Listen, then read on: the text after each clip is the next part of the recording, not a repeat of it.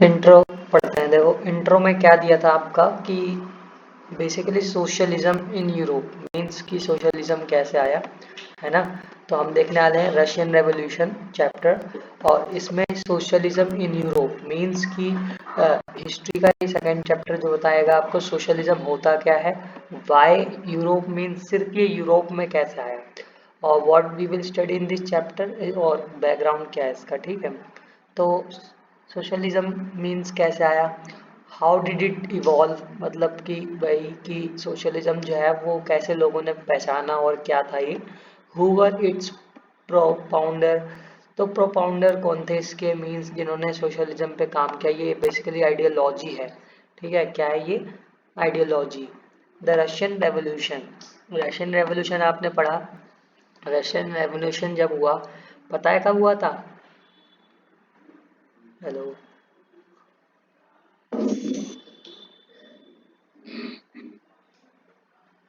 Russian revolution, हाँ कब हुआ था रशियन रेवोल्यूशन।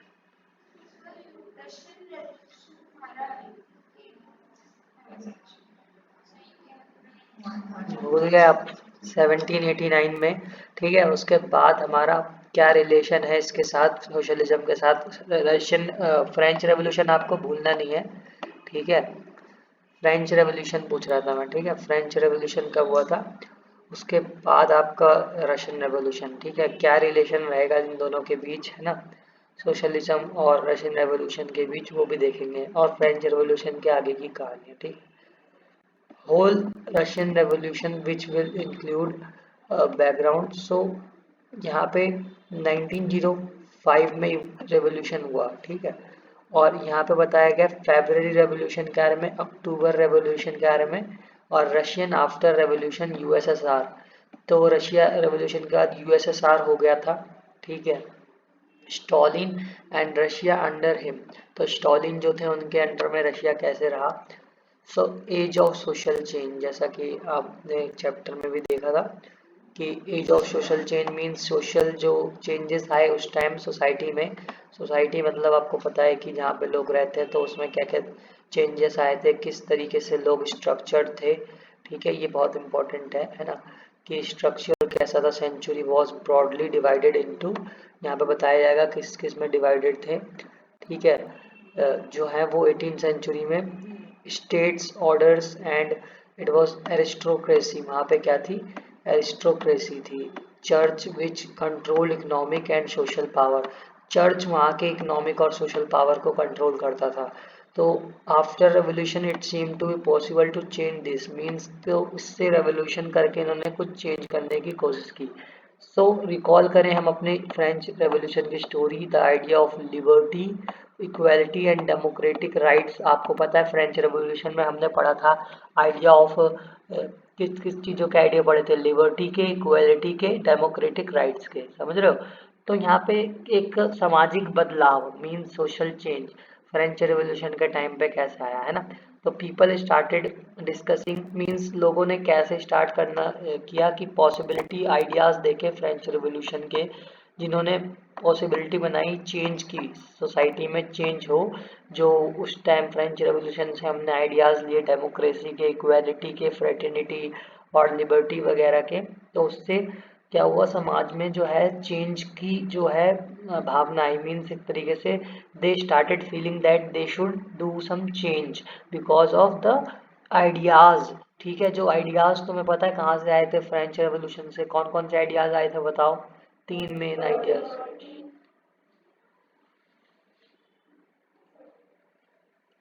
हाँ, लिबर्टी, इक्वालिटी, फ्रेटर्निटी, है ना।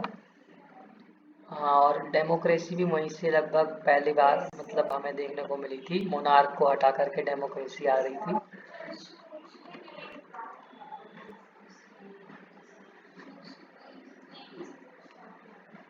हाँ, सो अब देखते हैं कि but the idea of change varied all over the Europe, पर ये आइडिया जो था वो पूरे यूरोप में अलग अलग तरीके से था, मतलब एक जगह आइडिया चेंज का कुछ और था, एक जगह कुछ और था। तो यहाँ पे चेंजेस अलग अलग तरीके से अलग अलग मायने रखते थे। सम वांटेड ग्रेजुअल चेंज, कहे कोई लोग की है ग्रेजुअल चेंज चाहते थे, मतलब जो चेंज हो समाज में। मतलब देखो हमें क्या देखना है, चेंज। चेंज मतलब तो तुम्हें पता है, कोई भी सडन चेंज जो होता है, बदलाव जो होता है, वो किसी ओल्ड कंडीशन को न्यू कंडीशन में देने के लिए होता है। तो उस चेंज तो सब चाहते थे, है ना। यूरोप में हर जगह जो है कंप्लीट ट्रांसफॉर्मेशन ऑफ सोसाइटी चाहते थे, जो कि वेरिड करती थी। क्या करती थी? वेरिड, है ना। हमने देखा कि change varied. Okay, so all over Europe whereas some wanted the change in the society. तो कुछ वो लोग ग्रेजुअल चेंज चाहते थे, कुछ सोसाइटी में चेंज चाहते थे। मीन्स कोई लोग चाहते थे कि जो है वैसे ही थोड़ा बहुत चेंजेस हो जाए, डेवलपमेंट हो जाए। बट कुछ लोग चाहते थे सोसाइटी में चेंज हो। किस में चेंज हो? सोसाइटी में। तो कुछ लोग सोसाइटी में चेंज चाहते थे। So we can say that there were different political traditions. तो वहाँ पे काफ़ी सारे पॉलिटिकल ट्रेडिशंस थे जो कि उस टाइम चल रहे थे। तो पहले थे कंजर्वेटिव्स, लिबरल्स एंड रेडिकल्स। ये क्या है?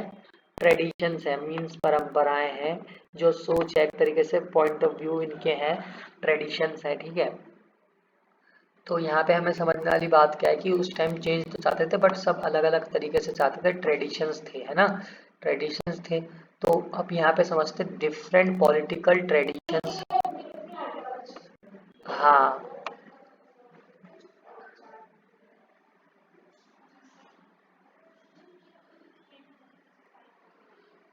हाँ, मतलब आइडियाज़ को लेकर ये सारे सेम तो होंगे नहीं, क्योंकि इनके ट्रेडिशन चलते आ रहे थे, तो ये जो है अलग अलग थे। तो इसमें यही दिक्कत आ रही थी कि सब अलग सोचते हैं, और यहाँ पे सबको चेंज भी चाहिए। सो क्या होता है कि यहाँ पे डिफरेंट पॉलिटिकल ट्रेडिशंस जो है अलग अलग इम्पोर्टेंट अपने अपने रोल प्ले करते हैं इन्फ्लुएंस करने में history of Europe and world. तो ये बिल्कुल इनके चेंजेस जो आए वो इनके आइडियाज़ के थ्रू आए। तो वो काफ़ी ज़्यादा इम्पैक्ट रखते हैं यूरोप के और वर्ल्ड की हिस्ट्री में, है ना। तो यहाँ पे देखेंगे कि तीन जो हमारे मेन आइडियाज़ वाले लोग थे, लिबरल्स, ठीक है। लिबरल्स जो आज़ादी पे ज़्यादा फोकस करते थे, फ्रीडम पे। रेडिकल्स, ठीक है, जो कि चेंज चाहते थे। एंड द कंजर्वेटिव्स, कंजर्वेटिव जो कि पुराने सोच के थे, है ना। आपने थोड़ा बहुत पढ़ा होगा, मैम ने आपको पढ़ाया होगा, है ना। तो यहाँ पे हम देखेंगे कि wanted a change in society. कौन चेंज चाहते थे सोसाइटी में? बताओ? रेडिकल्स, ठीक है। कौन वांटेड अ चेंज? है ना, सारे ही मतलब लगभग चेंज चाहते थे वैसे तो। बट इक्वालिटी और रिलीजन्स को लेकर के, रीजन्स को लेकर, nation should tolerate all the religions. Oppose the uncontrolled power of dynastic rule. तो सबसे पहले तो हम लिबरल का पढ़ेंगे, ठीक है, रेडिकल का आगे आएगा। अब यहाँ पे देखो ना, liberal believe that the individual rights should be protected. ये तो तुम्हें पता है कि गवर्नमेंट के खिलाफ हमारे मतलब इंडिविजुअल राइट्स भी हैं। तो आगे हम देख लो चैप्टर्स में जितने आइडियाज आए हैं ना, तो नीचे चलते हैं। तो लिबरल्स, रेडिकल्स एंड कंजर्वेटिव्स हम समझेंगे। अब कौन सा समझेंगे? जो तुम्हारे जितने भी लिबरल्स थे, या रेडिकल्स थे, या कंजर्वेटिव्स थे, उनकी सोच क्या थी, ठीक है, इनके बारे में। तो यहाँ पे सबसे पहले लिबरल्स, जो कि नेशन को टॉलरेट ऑल रीजन्स रिलीजन्स, ठीक है, मतलब सारे धर्मों को मानना चाहिए। यूरोपियन स्टेट्स में डिस्क्रिमिनेट नहीं होना चाहिए, फेवर ऑफ रिलीजन नहीं होना चाहिए। ब्रिटेन चर्च कैथोलिक वगैरह का जो होता था। Liberals also opposed uncontrol power of dynastic rules, है ना। और they wanted a safeguard rights of individual rights against government. ये भी हमने देखा कि ये जो है गवर्नमेंट के खिलाफ इंडिविजुअल राइट पे फोकस करते थे। और इन्होंने आर्ग्यू किया, किस चीज़ का आर्ग्यू किया इन्होंने? Argued a representative elected parliamentary government. तो इन्हें एक रिप्रेजेंटेटिव गवर्नमेंट चाहिए थी पार्लियामेंट में, ठीक। और दे सपोर्टेड, और लिबरल्स ने क्या सपोर्ट किया? किसकी बात कर रहा हूँ मैं यहाँ पे? हाँ, yeah, so they supported judiciary as well, which must be well trained and independent। तो जुडिशरी काफ़ी ट्रेंड और इंडिपेंडेंट, सबसे इम्पोर्टेंट होता है कि जुडिशरी हो तो सिर्फ वो मतलब नाम के लिए ना हो, उस पर गवर्नमेंट का कोई भी कंट्रोल ना हो। वो एक तो ट्रेंड होनी चाहिए, एंड दूसरी यहाँ पे सबसे इम्पोर्टेंट इंडिपेंडेंट, उस पर किसी का रूल ना हो, समझे। So how they were not Democrats, means कि आपको लग रहा होगा ये रिप्रेजेंटेटिव चाहते थे, पर ये डेमोक्रेट्स नहीं थे। कैसे नहीं थे?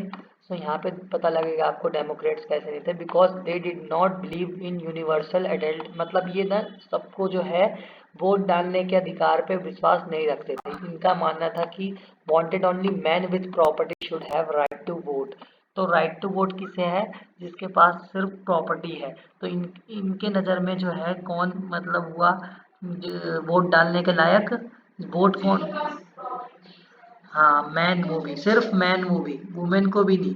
तो ये लोग देख रहे थे कि इनको जो है रिच मैन को सिर्फ ये डालने देते थे वोट। तो जिससे एडल्ट फ्रेंचाइजी तो इन्होंने फॉलो किया नहीं, यूनिवर्सल एडल्ट फ्रेंचाइजी। तो ये बस प्रॉपर्टी वाले को ही राइट टू वोट देते थे। कौन? लिबरल्स। ये डेमोक्रेट्स नहीं थे, है ना। अब रेडिकल्स की बात करेंगे। किसकी बात करेंगे? Radicals. So we will talk here about radicals. Radicals wanted a government which must be based on majority. तो ये एक जो रेडिकल्स थे उनको क्या चाहिए था? गवर्नमेंट जो कि मेजॉरिटी से जीती हुई हो, मीन्स कि सबने उसको वोट दिया हुआ हो। ठीक है, ये भी चेंज, काफ़ी ज़्यादा चेंज चाहते थे। और they suppose women safeguarded movements. तो इन्होंने जो है सपोज किया और सपोर्ट किया कि जो वुमेन के मूवमेंट्स हुए जितने भी, उन सब में they oppose the privileges of great landlords. और इन्होंने जो है प्रिविलेजेस, रेडिकल्स की बात कर रहा हूँ मैं यहाँ पे, ठीक है, बुक में भी देख लेना।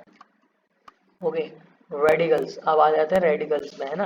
तो radicals which was based on the majority of country, मतलब पॉपुलेशन जिसको सबसे ज़्यादा वोट देगी गवर्नमेंट इनके लिए, वही है ना। और इन्होंने अपोज किया था privileges of great land owners, ठीक है, वेल्दी फैक्ट्री ओनर्स।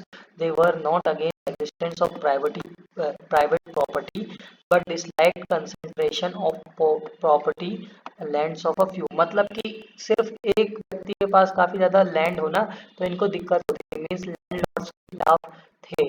सारे जो है ओनर्स, वेल्दी फैक्ट्री ओनर्स, उन पे ही सारा पैसा है और बाकियों पे पैसा है ही नहीं, बाकी लोग तो गरीब हो जाएंगे। तो इनको इन्होंने अपोज किया कि एक व्यक्ति पे, एक जने पे इतना पैसा और एक के पास खाने को भी नहीं है ना, जैसा कि अभी है ना, गरीबी अमीरी का जो अंतर होता है।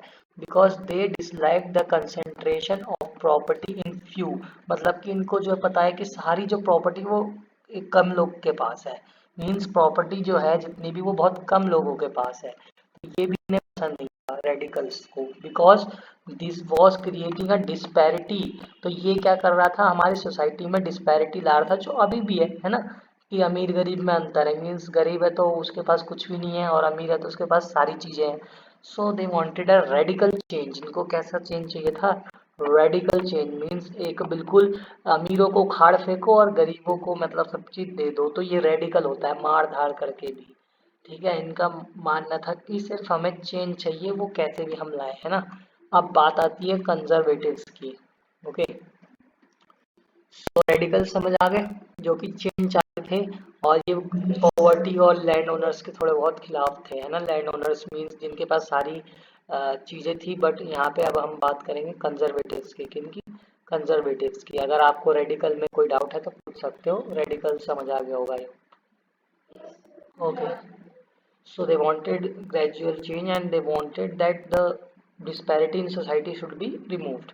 अब बात करते हैं कंजर्वेटिव्स की, जो कि जनरली अपोज करते हैं आइडिया ऑफ चेंज। ये तो चेंज के आइडिया को अपोज करते हैं, ठीक है। 19th सेंचुरी तक they accepted some changes with inevitable but believed that the past had to be respected and change had to be brought about through a slow process.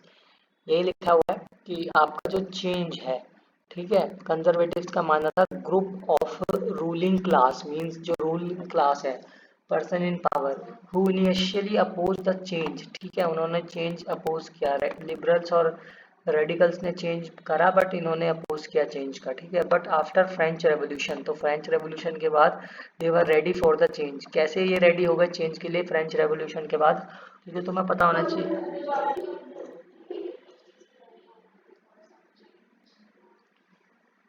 हाँ, तो French revolution में काफ़ी नए आइडियाज़ आए थे कि राजा को मानना पड़ा कि अब मोनार्की नहीं चलेगी।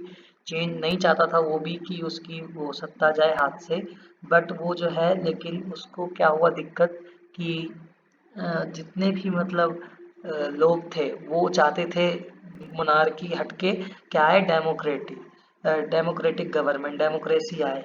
बट यहाँ पे वो चाहता था वही रहे, तो वो चेंज नहीं चाहता था, अदर पर्सन चेंज चाहते थे, बट चेंज को उसको एक्सेप्ट करना पड़ा, उसने फिर कॉन्स्टिट्यूशन बनाने की परमिशन दी। वैसे ही यहाँ पे कंजर्वेटिव्स चेंज चाहते नहीं थे, बट फ्रेंच रेवोल्यूशन के बाद उनको चेंज को एक्सेप्ट करना पड़ा। Okay, so because they understand that the change means, इनको तब पता चल गया था कि चेंज जो है वो इनविटेबल है। ठीक है, चेंज को ये समझ चुके थे, है ना। they understood the change is inevitable, है ना। आगे का रुक जाओ 2 मिनट।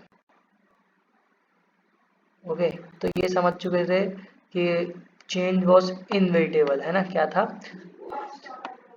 हाँ, जिसको हम रोक नहीं सकते। चेंज तुम रोक सकते हो क्या, कभी भी देखो चेंज आएगा ही। तुम मतलब बड़े हो तो तुम बच्चे में जैसे थे वैसे ही थोड़ी हो, वैसे ही चेंज भी हो, मतलब बॉडी में चेंज आया या तुम्हारे मतलब कहीं भी कुछ भी चेंज है, तो वो भले ही स्लो हो या कैसे भी हो, पर वो चेंज होता है। चेंज को रोका नहीं जा सकता, है ना, अनस्टॉपेबल होता है। So they have to accept that, but they believe, पर इनका एक मानना था कि पास्ट को भी रिस्पेक्ट हमें करनी है, मतलब जो हमारे पुराने चीज़ें थी, दादा परदादा, उनका भी चीज़ों का हमें ध्यान रखना, उनका रिस्पेक्ट करना। Okay, change brought about through a slow process, change जो आए वो एक स्लो प्रोसेस के थ्रू आए।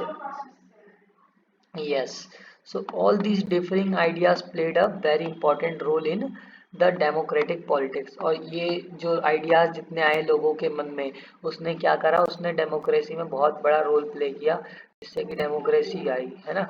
अब इंडस्ट्रियल, जो हमारा नेक्स्ट टॉपिक है, industrial society and social change, ये पढ़ो थोड़ा सा।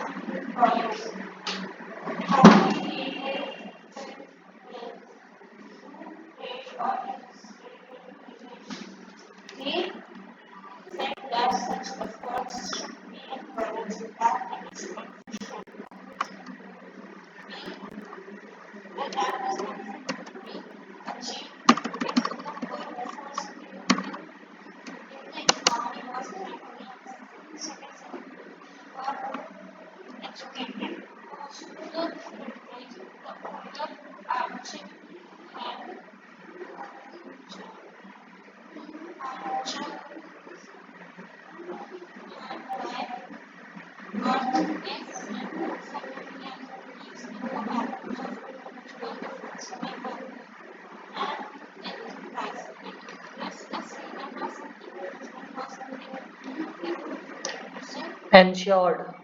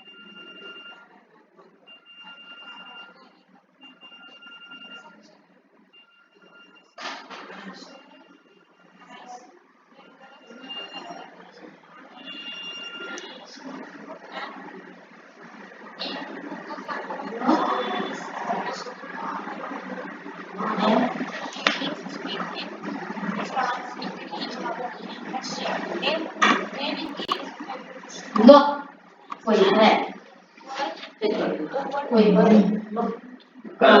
में लगू। हेलो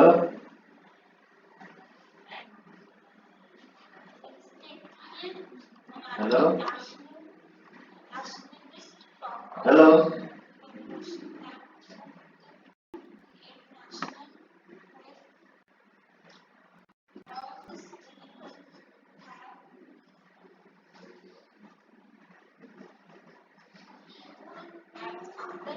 हेलो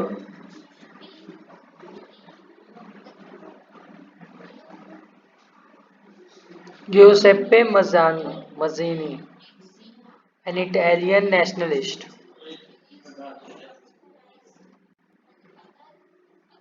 Conspired, देखो यहाँ पे लिखा है एन इटालियन, जो इटालियन नेशनलिस्ट थे, तो जिनका नाम क्या था, Giuseppe Mazzini, an Italian nationalist conspired with others to achieve this in Italy, nationalist elsewhere including India, तो रीड हिज राइटिंग्स। तो यहाँ पे नेशनलिस्ट जो थे वो अटेन करना चाहते थे कुछ चेंजेस जो कि बहुत इंपॉर्टेंट थी इंडस्ट्री में। अब हम समझेंगे इस टॉपिक को, पढ़ लिया ना पूरा हमने, ठीक है। हमने वो वाला टॉपिक जो नेक्स्ट था हमारा इंडस्ट्रियल चेंज जो है, industrial society and social change, इसको समझते हैं, ठीक है। आवाज आ रही है ना clear? So let's now understand industrial society and social change. Means कि उस टाइम इंडस्ट्रियल यानी कि जो वर्कर्स थे उनकी सोसाइटी को समझते हैं और क्या फिर सोसाइटी में सोशल चेंज आए। सोसाइटी वॉज चेंजिंग, मीन्स आपका सोसाइटी जो था वो चेंज हो रहा था 19th सेंचुरी में।